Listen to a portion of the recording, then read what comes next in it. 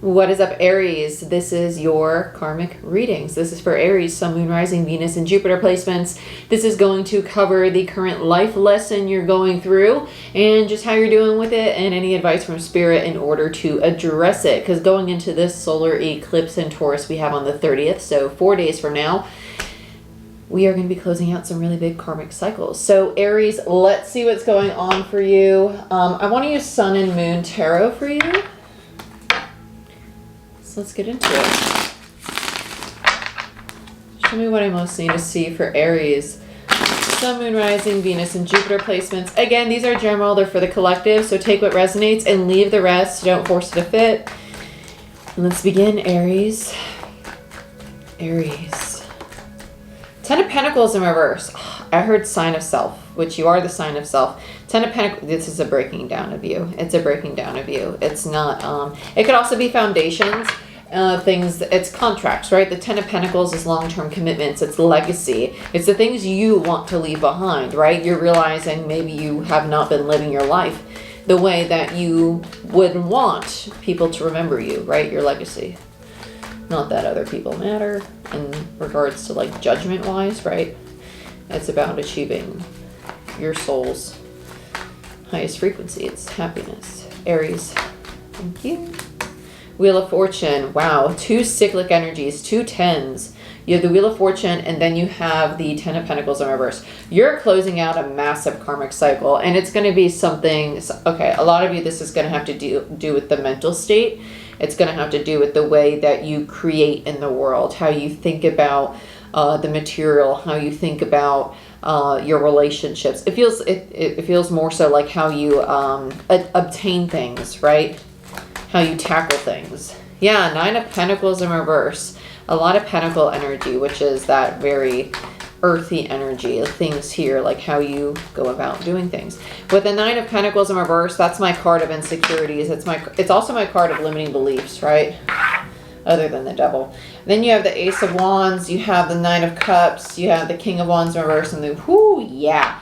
Like I said, you might be rethinking how you pursue things. And with the King of Wands in reverse, you showing up as a distorted masculine energy, you're realizing that maybe you could attack things with more, I shouldn't say attack either. You could pursue things in your life in a way that is more determined, more ambitious. Because with the World in reverse, next to the King of Wands, this is the old cycle. It's wanting to pursue things in a way that is non-committal, kind of like, I'm really ambitious today, not so much now, right? You're really wanting to start a new cycle for yourself. And with the Knight of Wands here, you're kind of teeter-tottering. The Knight of Wands is an energy of wanting to accomplish, wanting to pursue, being very passionate, being very driven, and it's soul-focused, right? It's based in the soul energy. That's where this new beginning's rooted in, and it's rooted in you wanting to achieve that personal fulfillment for yourself because you're realizing the way that you've been going about your daily routine or your work or your relationships, however you take action in the physical world, is not actually aligned with who you most want to be or your higher self. Not that those two things are the same, because sometimes who we want to be is not really our authentic self. So just be mindful of that. I don't want that to be something that is distorted.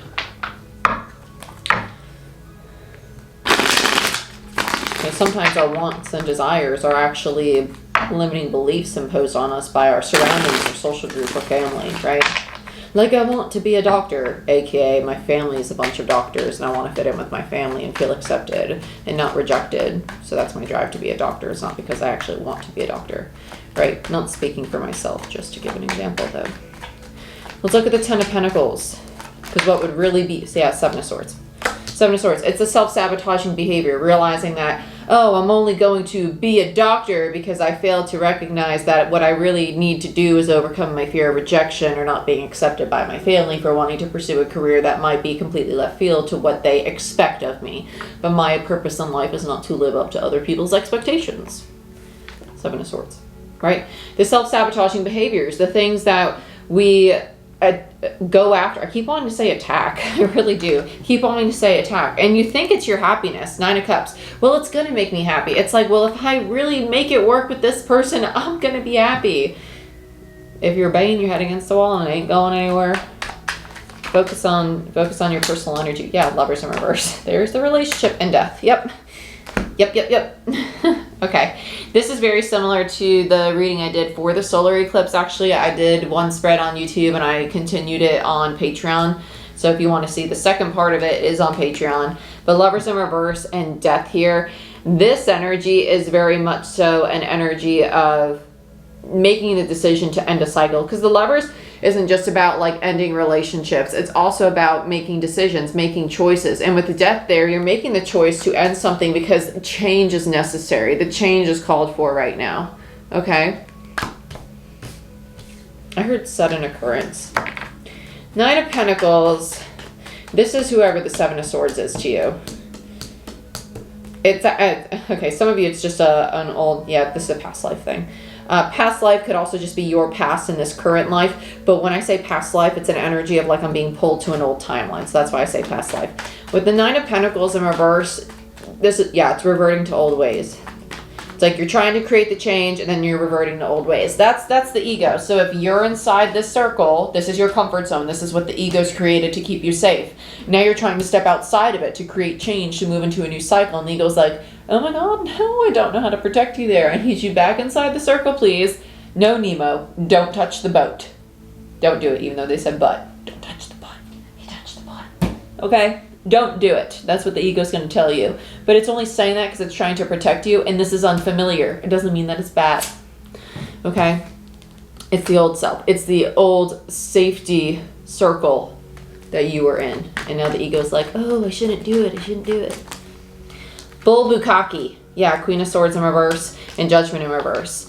Yeah, it's basically you lying to yourself from your feminine, the thought, because our thought is created in the feminine energy. We take action from the masculine energy. So there you are, Queen of Swords in reverse. Not really being able to decipher what is your ego and what's your intuition. The ego is what is there to protect us. It doesn't make it bad, but when it's used incorrectly, it could be sabotaging. In this case, it is. It's stopping you from stepping into judgment, your soul's purpose, the soul's call, right? From making that choice. Judgment, the judgment call. Let's look at the Ace of Wands.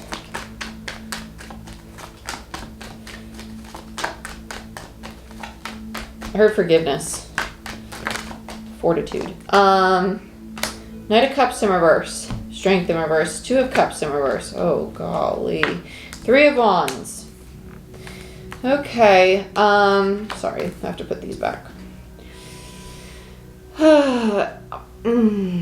I feel like some people might be like, okay, well, I've separated from them and I'm holding on to that little sliver of hope that they're going to come back and offer me this. And it's like you're waiting around and waiting around and waiting around for this person. That's some of you. Others of you, it's almost like the uncertainty of if what you're about to pursue, the choice you're about to make is actually in alignment with you. Like, is this really what I want? Is this really what I want? There needs to be, okay, for those of you where it's like, is this really what I want? With Strength in reverse, the Two of Cups in reverse, and the Knight of Cups in reverse, it's a lack of clarity on your own emotional state. Okay? It's a lack of clarity on your own emotional state. It's rooted in the insecurity. That's why Strength's in reverse. Because Strength is the divine feminine taming the inner beast, aka the ego, the thing that projects our anger, our fears, our insecurities, that like stomps around and makes us look intimidating. The ego, right? It's the feminine taming that. Okay? Feminine, Queen of Swords. Your feminine energy. Because you really want this opportunity, Three of Wands, but you need to get clear about how you truly feel. If it's really what's in alignment with you, when you are in a place of peace, when you shift out of your trauma body, right? That's why exercise is important. Mindfulness is important because it brings you back to the physical. It brings you back to the present. And when you're in the present, you're more aware of what is true and what is rooted in the story that your ego is telling you to keep you in the same cycles, the same habits. Because it's viewing change as unsafe, when really change is just uncomfortable. And the only reason the ego perceives it as unsafe is because it's new, it's unfamiliar, and it doesn't know what tools it should use in regards to that new step. But just like at one point in the past something was new, you learn. You learn. And you're going to learn again. Let's look at the Nine of Cups. Four of Pentacles in reverse and the Knight of Wands. There you go, surrendering and just finally getting into alignment with what actually makes you happy. It allows you to let go and pursue it. Because when we sit in a lot of fear, when we sit in a lot of insecurity, it creates this constriction. So if you're trying to manifest something or someone and trying to call them in, and you're constricting it, you're really holding on to it, it's actually going to stop it from flowing to you, because it's like hugging somebody so tight. They're like, okay, get off me now. That's a little too much, right? Let's look at the King of Wands. Temperance in reverse. Yep, you're going through the lesson of healing the distorted masculine energy, learning how to pursue things in a healthy way. That it doesn't have to be like 100% burnout. That there's the way to pursue things in life, and I'm not saying this is the only way, but it is through balance, through temperance, through moderation. You can pursue a person, but you also need to pursue your personal goals. You also need to pursue your hobbies. You also need to pursue your health, your self-care, your diet, your exercise, your mindfulness, your peace. You're making sure that you're not overstimulated. There's many things to address in your masculine energy, but if your focus is all on one thing and you're negating the rest, imbalance. And just your masculine energy, not both of them. Because it's how you take action. It's how you show up. Seven of Wands and the Five of Swords. Yeah, it's creating a very defensive energy, like a very on-edge energy. And with the Five of Swords there, it's because there's a lot of confusion, a lot of conflict going on within the mind. The Five of Swords is also my inner critic card. Let's look at the universe.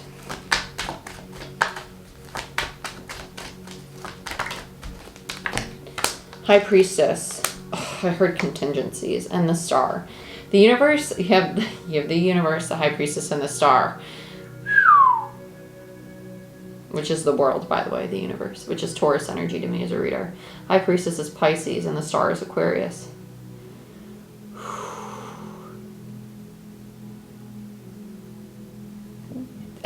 I'm going to be honest, this feels, which I'm always honest with you, to be honest. This feels like somebody not wanting to accept that it's time to let something go.